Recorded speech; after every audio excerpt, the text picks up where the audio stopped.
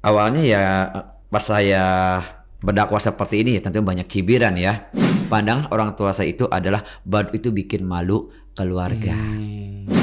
Anak saya pulang nangis, kenapa sih dia jadi badut?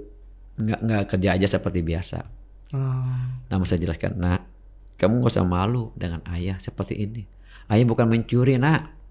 Ayah bukan maling. Tapi ayah menjadi badut halal.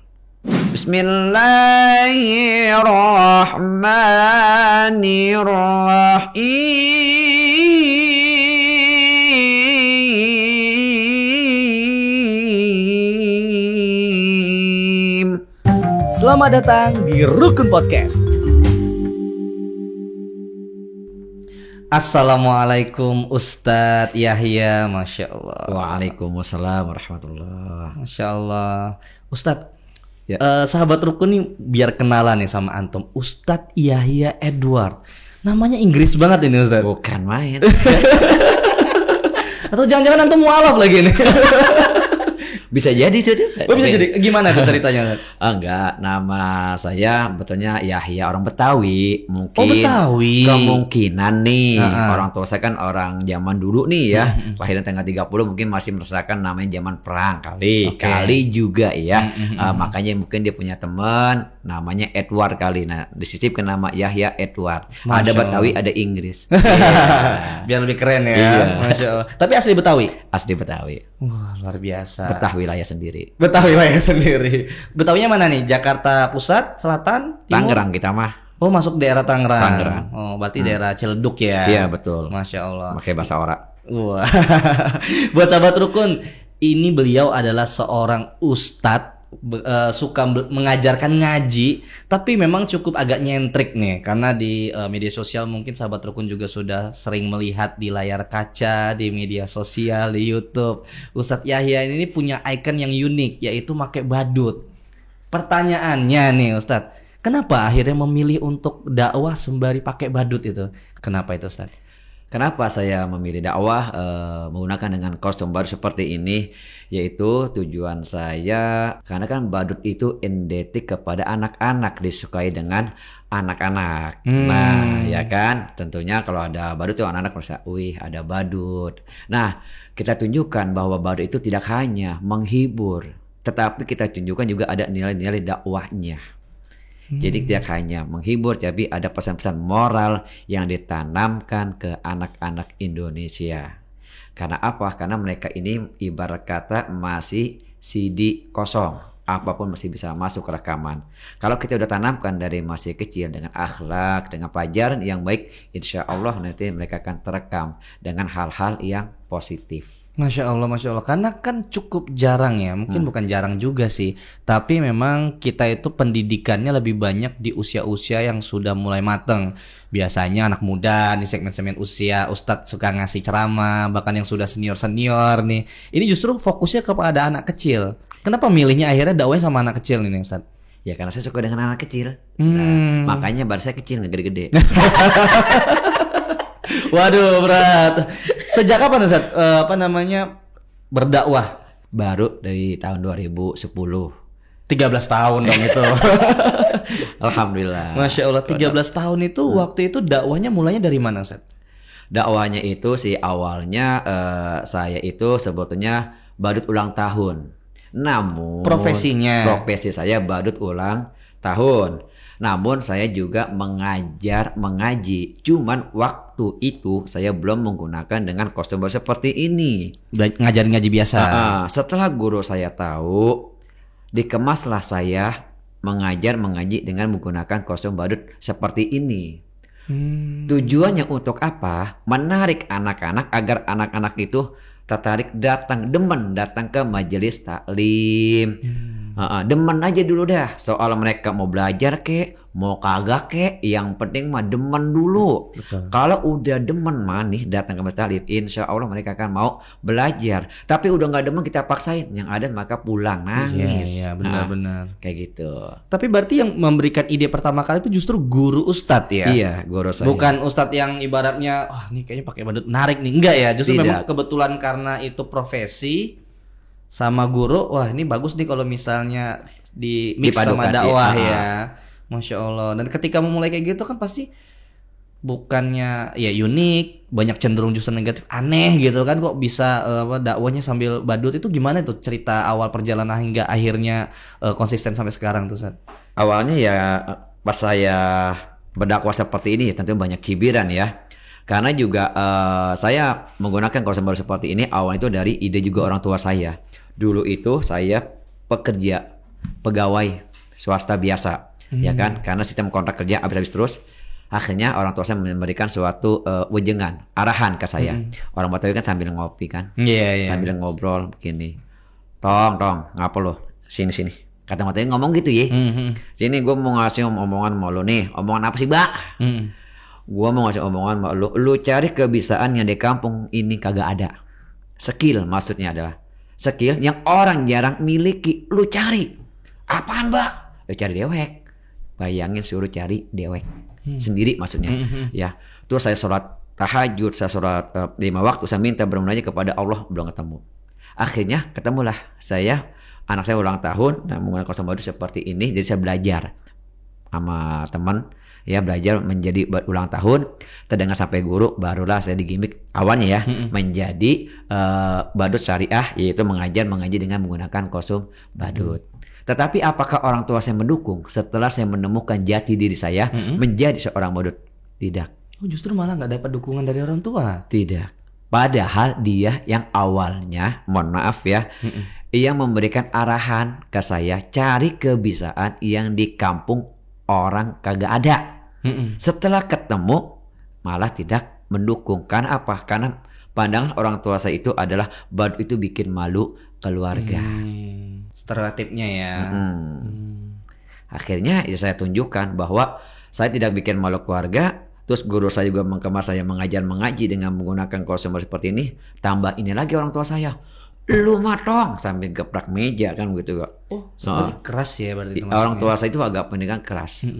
Sampai saya ngerokok aja waktu saya masih SMP, apa yang ngebalar nih, mohon maaf ya, di pantat saya itu di aren masih putih ngejeplak, sampai sekarang pun masih ada berbekas. Makanya sampai sekarang saya tidak merokok, saking kerasnya pendidikan orang tua saya. Tapi orang tua saya yang penting adalah waktu itu mengaji yang ditanamkan. Lo sholat yang bener tong, bukan sekolah yang bener. Kalau kita kembali ke sekolah yang bener, lo biar jadi orang pintar. Iya. Kalau orang tua tidak, sholat yang benar. Kalau sholat lo udah benar, insya Allah dunia akan ngikut. Perbaiki sholat lo dulu, maka Allah akan memperbaiki hidup lo. Itu orang tua saya pesan seperti itu. Masya Allah. Kayak gitu. Nah, akhirnya banyak sekali cibiran. Namun saya dikasih sama guru saya yaitu, Yahya, kamu tetap istiqomah. Saya dikasih arahan sama guru saya, hijrah together, istiqomah forever. Insya Allah berkah. Jalani hidup itu seindah sunnah, semulia Al-Quran. Masya Allah. Jadi itu yang menjadi patokan antum sampai sekarang, insya Allah istiqomah ya. Iya, hijrahnya ya. Mengajar mengaji itu Iqra atau Al-Quran atau bagaimana? Iya, saya cenderung di Iqra dan juga ada Al-Quran. Nah, jadi gimana? Kamu pegang Al-Quran? Saya kan sebelum saya bermakeup kan saya berwudu. Iya, kan? Nggak mungkin saya udah bermakeup berwudu. Sebelum makeup saya berwudu kalau mengajar mengaji, ya kan? Nah, itu kan tidak membatalkan wudu kalau makeup mah.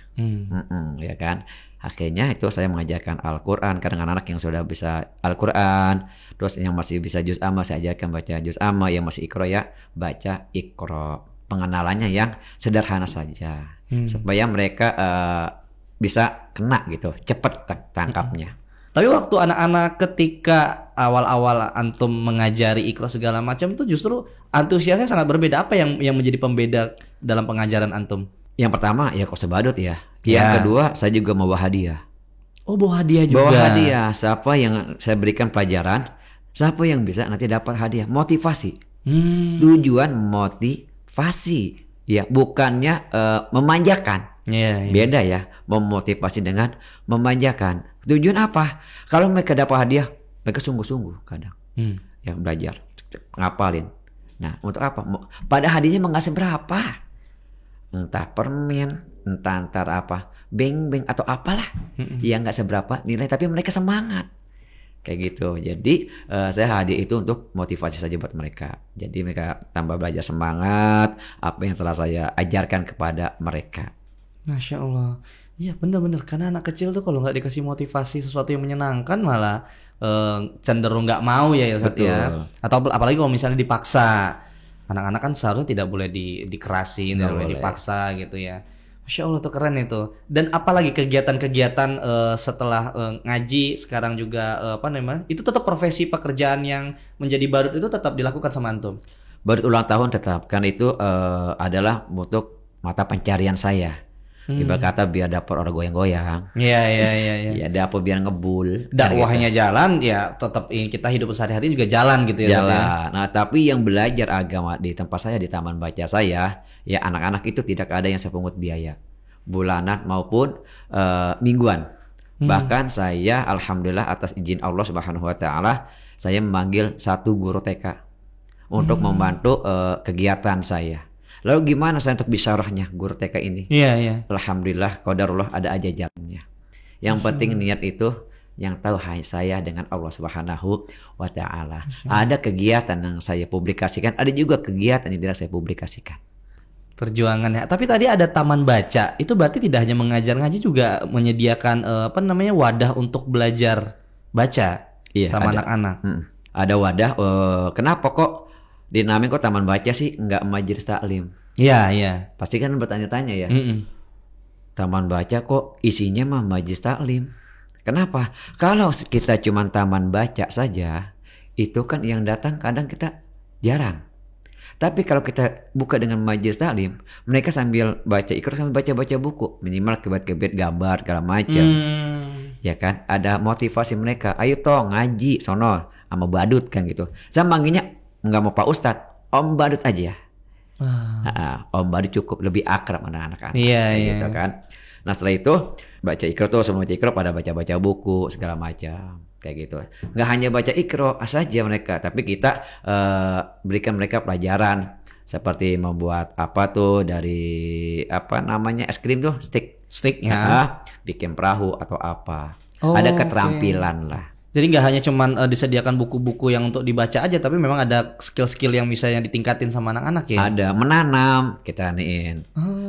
Menanam juga ada. Untuk apa menanam itu? Maksudnya mencintai tumbuhan.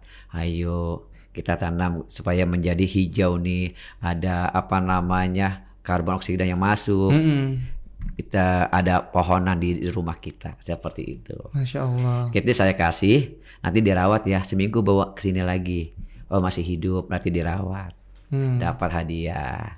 Jadi selalu diberikan ini motivasi lewat hadiah-hadiah itu ya. Iya walaupun nggak seberapa. Iya, tapi kan bagi anak-anak itu kan menjadi kebanggaan sendiri ketika bisa mencapai atau mendapatkan hasilnya yang bagus kan ya Ustadz ya. Betul, karena dulu waktu saya masih kecil seperti itu. Kalau lu tong asik kalau sama Betawi memang gitu ya. Kalau lu juara misalkan nanti bawa beliin apa, lu maunya apa tong kayak gitu. Nah itu menjadi patokan saya. Saya pengen nanti anak-anak pur saya kalau memang ada rezeki, hadiah itu kalau lagi ada rezeki saya. Kalaupun nggak ada ya tidak saya berikan kepada mereka.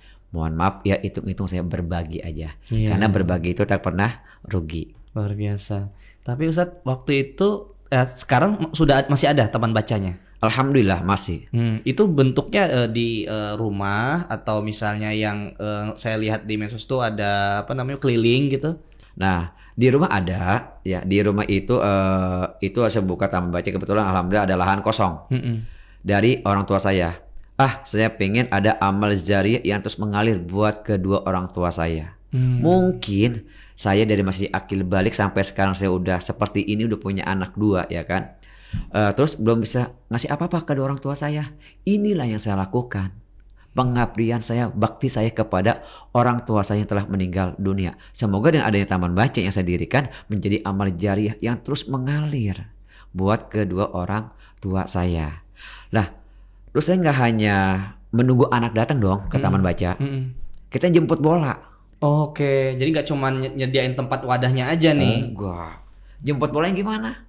Ya perpustakaan keliling, goes pakai sepeda. Kostum badut juga? Kostum badut tetap. Wow. Dakwah saya nggak mau muka asli saya ini kelihatan. Biar Allah yang tahu. Oh berarti belum ada yang tahu kalau misalnya dakwah antum yang non pakai kostum badut? Ya sekarang ada juga media yang pakai muka saya kelihatan ya udah ketahuan. Tapi kan jarang-jarang. Dan diniatin sejak awal memang nggak perlu tahu lah wajah saya. Hanya Allah yang tahu niat saya. Masya Allah. Makanya dalam seperti ini itu hanya Allah yang tahu. Biar aja orang tuanya saya badut. Seperti itu. Makanya saya tuh gue pakai sepeda. Ayo tong, wadah baca buku sambil bawa radio kecil. Kan ada radio Bluetooth ya. Sekarang gitu ya. Radio Bluetooth tuh misalkan pakai musik lagu Gemar Membaca. Tahu es krim kan? Iya. Es krim itu Miami kan?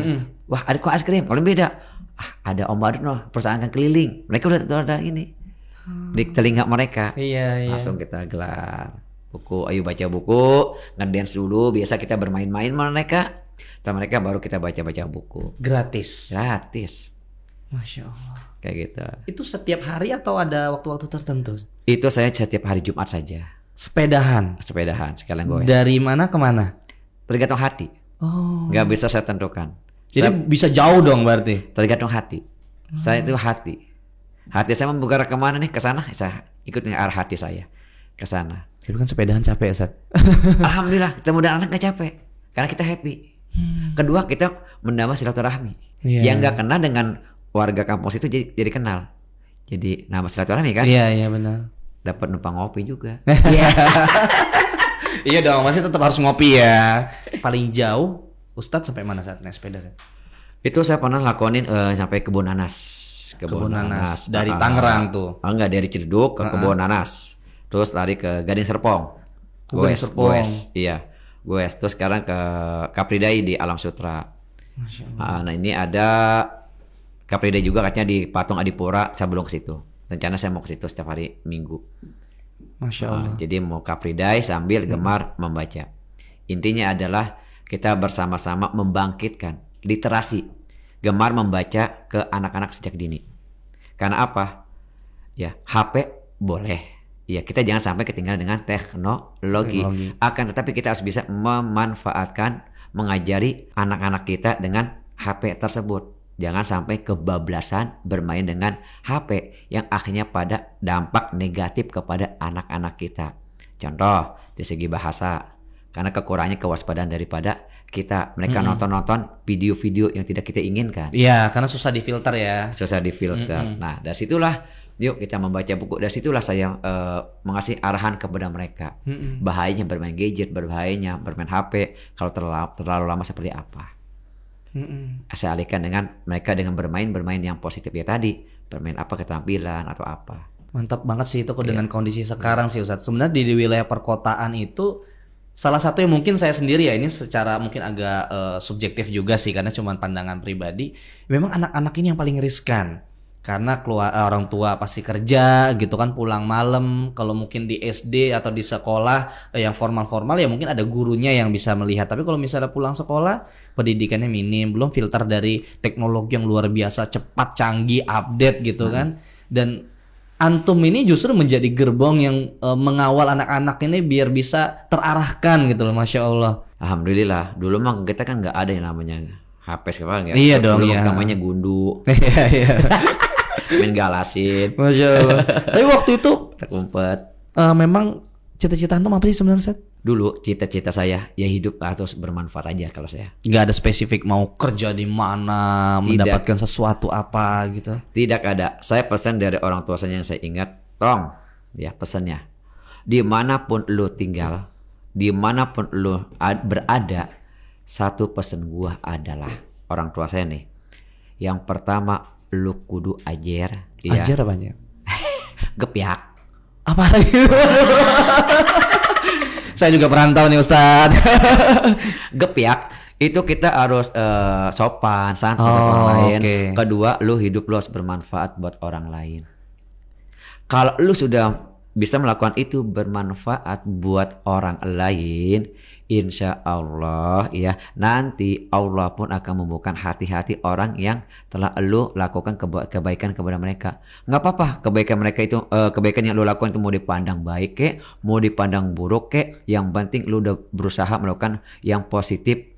Yang pastinya kita mencari pandangan Allah yang susah, bapernya ya, nyari perhatian Allah yang susah. Masya Allah. Nyari perhatian manusia mah gampang, ya kan? Tapi kalau nyari perhatian Allah susah banget kita supaya Allah itu sayang sama kita gimana. Kadang kita malu dengan apa yang kita lakukan, perbuatan dosa-dosa yang pernah kita lakukan. Kita nggak tahu, saya dari masih akil balik saya sampai saat ini. Saya juga nggak tahu ini kebaikan yang saya lakukan dapat bernilai pahala atau tidak. Saya juga nggak tahu. Yang penting saya telah berusaha semampunya saya, ya kan?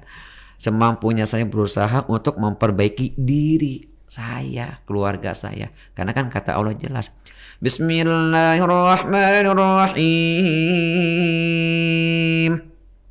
Ya ayyuhalladzina amanu qu anfusakum wa ahlikum nara.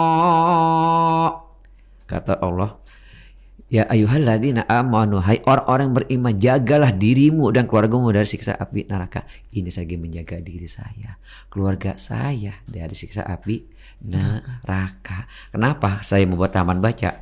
Kalau lingkungan baik, insya Allah anak saya pun akan menjadi baik.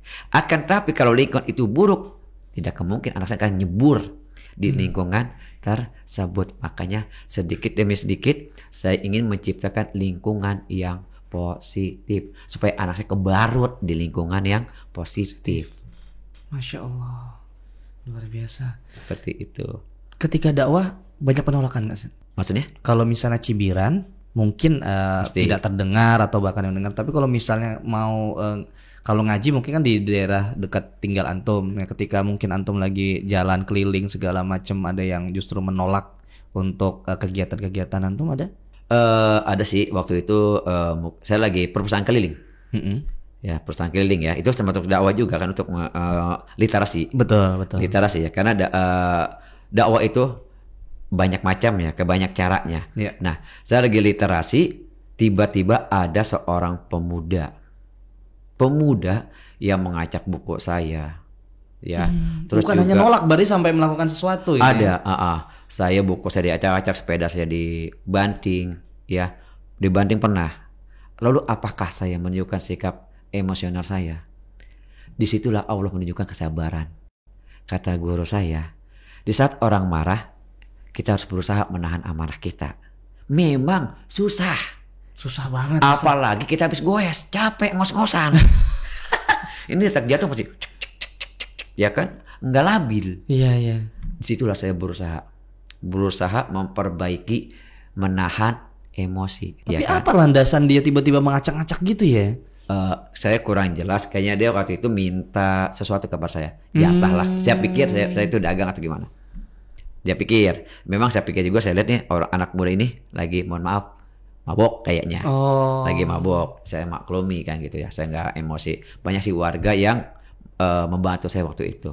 Alhamdulillah dari situlah mungkin Allah mungkin gini, Nabi Muhammad aja sampai dilempari batu berdakwahnya kan. Mungkin ini belum seberapa yang saya alami dakwah saya di zaman milenial saat ini. Orang menganggapnya sekarang saya enak seperti ini ya kan, dikenal media segala macam. Namun saya tetap mau istiqomah, jalan terus. Jalan pakai sepeda. Kalau kata orang mah ngapain lu, digaji kagak. Dapat bulanan kagak, dibayar juga kagak. Itu juga jadi pertanyaan kita nih sebagai sahabat rukun ini kan. Ya kan? Kalau orang namanya biasanya kita sebagai manusiawi ibadah tuh pingin kita beribadah secara pribadi, secara duniawi juga pengen ngejar gitu kan. Antum konsisten untuk berada dalam posisi dakwah yang unik juga dan cenderung banyak tadi konotasi negatif lagi. Kenapa Ustadz bisa seteguh itu, bisa hebat gitu, bagaimana Ustadz? Kasih tips ke kita dong gitu. Memang kalau saya gini, saya terus bekerja. Saya punya prinsip, hidup itu bukan yang terbaik, tapi hidup itu siapa yang mau berbuat baik. Itu menjadi prinsipnya. Tadi saya bilang tadi, hijrah together, istiqomah forever. Bagian baik orang mau ngapain kayak terhadap saya. Namun saya akan mencari terus menebar kebaikan. Karena saya nggak tahu nanti kebaikan mana nih yang saya lakukan selama ini nih akan membawa saya ke surganya Allah. Saya nggak tahu yang mana. Makanya saya terus berusaha menebar kebaikan terus.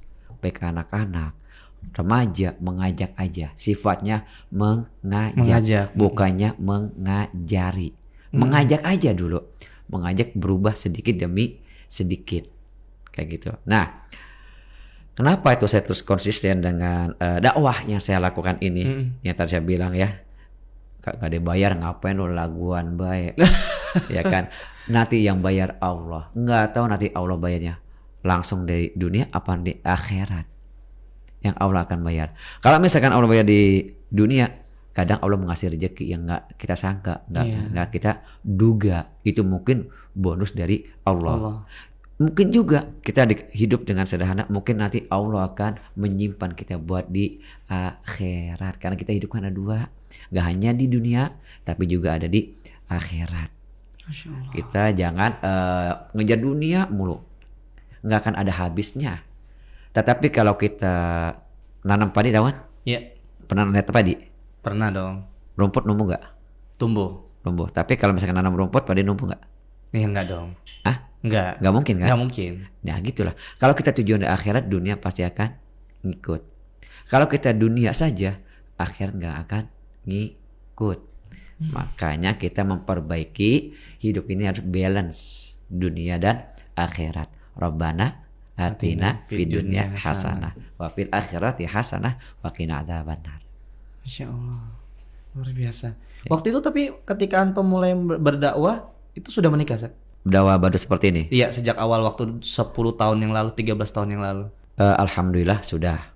Gimana menjelaskan kepada istri, kepada anak sekarang mungkin dengan gaya dakwah antum, apakah anak bisa memahami itu? Kalau anak saya yang pertama belum bisa memahami, dia masih belum mau ayah itu menjadi seorang badut. Dia itu pengen ayah itu bekerja saja. Karena waktu SD itu anak saya sempat diledekin dengan teman-temannya, ayah Suban badut kayak gitu. Anak saya pulang nangis. Kenapa sih dia jadi badut? Nggak kerja aja seperti biasa. Namun saya jelaskan, nak, kamu gak usah malu dengan ayah seperti ini. Ayah bukan mencuri, nak. Ayah bukan maling. Tapi ayah menjadi badut halal. Ayah juga mencari yang halal, mengajak orang untuk senantiasa kita berbuat baik, menjadi lebih baik. Emang ayah salah? Saya terus ngasih pengertian. Sampai sekarang udah SMA, Bun, dia pengennya saya itu bekerja. Terus sampai SMA juga. Nah, sekarang. Tetapi beda dengan anak saya yang nomor 2. Dia pengen saya seperti saya jadi badut. Pede dia. Karena usianya udah 7 tahun. Dari 4 tahun yang ngikut saya, ya, sedang lucu-lucunya waktu itu. Namun dia mau di make upin. Apakah saya minta? Tidak. Kemauan dia sendiri, anak Kemauan saya. Sendiri. Yang nomor 2. Masya Allah. Nomor 3 lagi proses. Gak jadi sedih nih saudara. Saya sudah sedih nih Ustadz, ya jadi ketawa lagi. Masya Allah. Ya itu mungkin apapun dan bagaimanapun dan siapapun pasti punya perjuangan ya Ustadz ya. Betul. Baik itu di luar profesi, dakwah atau bahkan di keluarga sendiri gitu ya Ustadz ya. Dan insya Allah juga mungkin si kakak juga bisa memahami bahwasanya bukan soal apa yang ada yang kita pakai sekarang, tapi niatnya dari antum tadi, yaitu bagaimana diridhoi sama Allah, bagaimana kita bisa berdakwah bermanfaat bagi orang banyak gitu. Insya Allah mungkin kita doakan nih buat sahabat rukun nih. Amin. Biar kita sama-sama tetap istiqomah. Amin. Nih ya, luar biasa nih. Nah Ustadz, kan kalau misalnya tadi mengajar dan ibaratnya ngajarin ngaji itu kan juga pakai kostum juga nih Ustadz. Itu nunjukin trik-trik juga nggak sih Ustadz? Trik apa dulu nih? Trik-trik badut misalnya kayak yang lucu-lucu sehingga akhirnya menarik lah perhatian. Iya, saya nggak hanya sulap.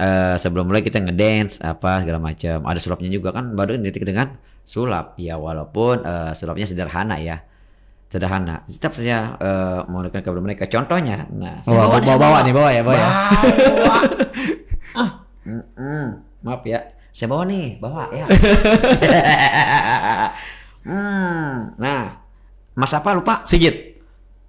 Sigit. Itu yang layang motor bukan? Bukan dong. Itu Singgit ya? Oh, ya. Saya punya uang berapa nih? Goceng 5.000. Nggak enak deh teman anak Indonesia masa goceng. Ini mau dikasih ke saya? Iya. Oh ya siap. Alhamdulillah. Bersyukur dari hal yang kecil. Masya Allah deh. Iya, ya Mas Sigit udah lihat ya. Oke. Ups. Nah, saya berdiri boleh nih? Boleh. Ya, berdiri bisa nggak? Oh nggak bisa, nggak apa-apa gitu. Nggak apa-apa ya. Oh gitu, duduk aja ya. Iya. Bolong ya Mas Sigit? Bolong. Oke, kita iniin dulu. Nah. Oke. Uang yang dipegang berapa? 5.000 rupiah. Tapi kalau kita investasi di akhirat, contohnya kita nggak boleh pelit. Oke. Nah, misal punya uang 5.000, terus teman kita nggak punya ongkos. Cerita masih kita anak-anak nih. Iya. Nggak apa-apa ya? Iya, nggak apa-apa. Oke. Kamu masih anak-anak juga, usia masih muda kok. 5.000, terus teman kamu nggak punya uang. Oke. Terus kamu jajan. Anak yang soleh, anak yang baik adalah jajan itu temannya berbagi. Betul. Ya kalau berbagi itu nggak akan rugi. Nanti Allah akan menambahkan rezekinya. Contoh, masukin lagi nih? Iya, masukin nggak di kantong lagi. sini. Ya, kagak. Berapa masukin? 5.000. 5.000. Ya tadi kan janji Allah kalau kita selalu bersyukur, terus Allah akan menambahkan nikmatnya kepada kita. Ya jelas kata Allah. Bismillahirrahmanirrahim. Selamat datang di Rukun Podcast.